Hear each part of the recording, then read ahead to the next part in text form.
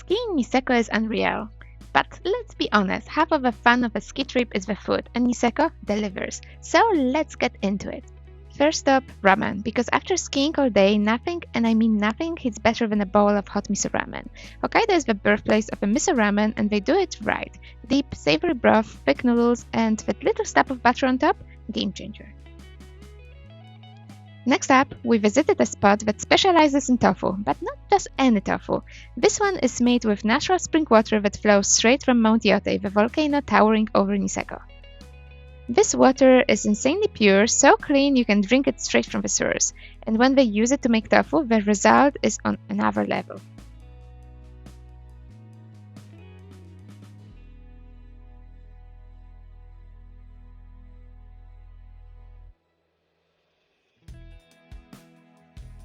I know tofu doesn't usually sound exciting, but this was something else. The fried tofu was so smooth and creamy, it practically melted in our mouths.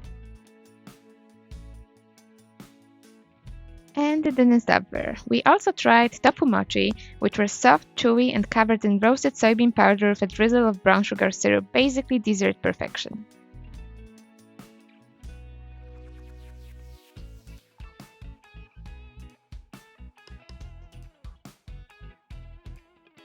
We also got local natto, which are fermented soybeans with a strong smell and a sticky, stringy texture.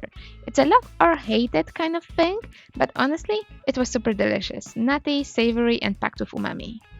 We also tried the freshly made soy milk, and it was unreal. If you are a fan of simple, high-quality food, this place is a must visit. It's a real farm-to-table experience.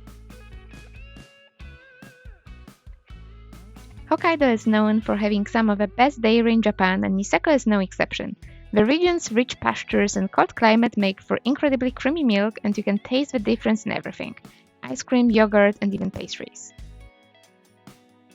When staying at a local pension house, we tried fresh milk straight from the source for breakfast, and it was unbelievably smooth, with a natural sweetness that didn't need any sugar, but the real star, the ice cream and cream puffs. The ice cream was thick and velvety, with a pure, milky flavor that felt richer than anything store-bought. No gimmicks, no crazy toppings, just simple, high-quality ingredients done right. You can get these soft serves in a lot of places around the ski resort, and honestly, they are all yummy.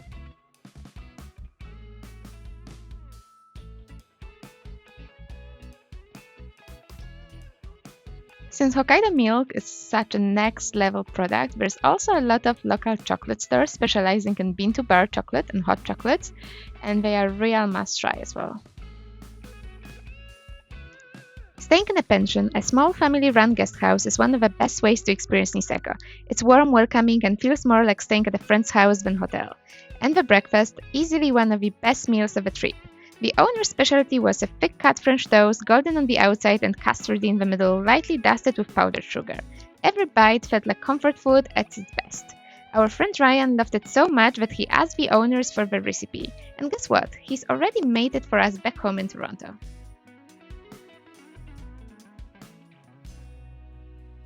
If you want to experience real Japanese nightlife, you have to visit an izakaya.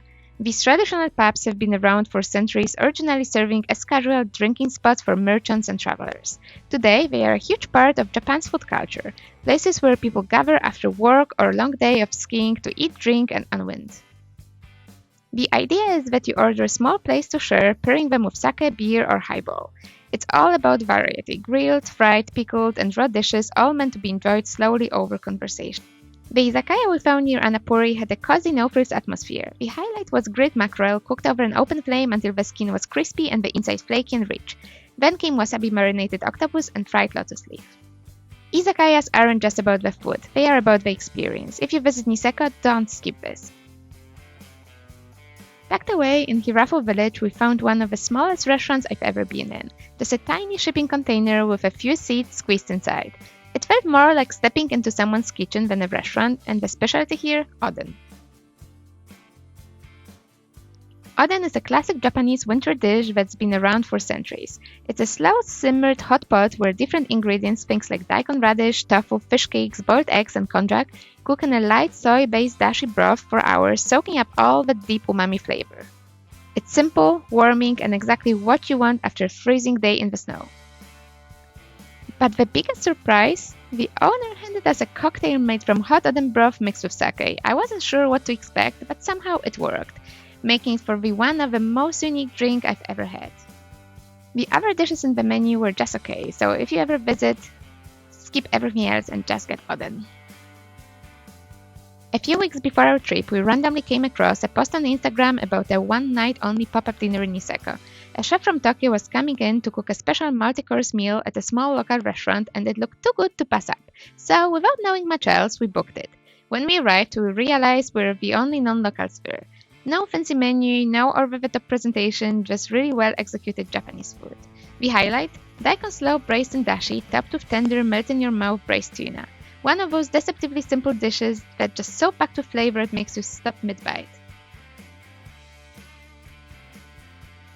Then, we found this tiny udon place that makes gluten-free udon with rice flour. It's a little more springy than regular udon, almost chewy in the best way. I didn't expect to love gluten-free udon, but here we are. My favorite one was a simple bowl of udon with egg, bonito flakes, some dashi, and grated radish. And then there's soup curry, Hokkaido's most underrated specialty. It's like a mix of Japanese curry and a rich spicy stew, comfort in a bowl, a definition of warming you up from the inside. Niseko's villages, especially Hirafu, get crazy busy during peak season. A lot of the best restaurants are small with limited seating and long lines are pretty much guaranteed. If there's a place you really want to try, book ahead before you even arrive. It will save you from spending half your evening waiting in the cold hoping for a table. Check out the description section of the video to see the full list of places we've eaten at and their addresses.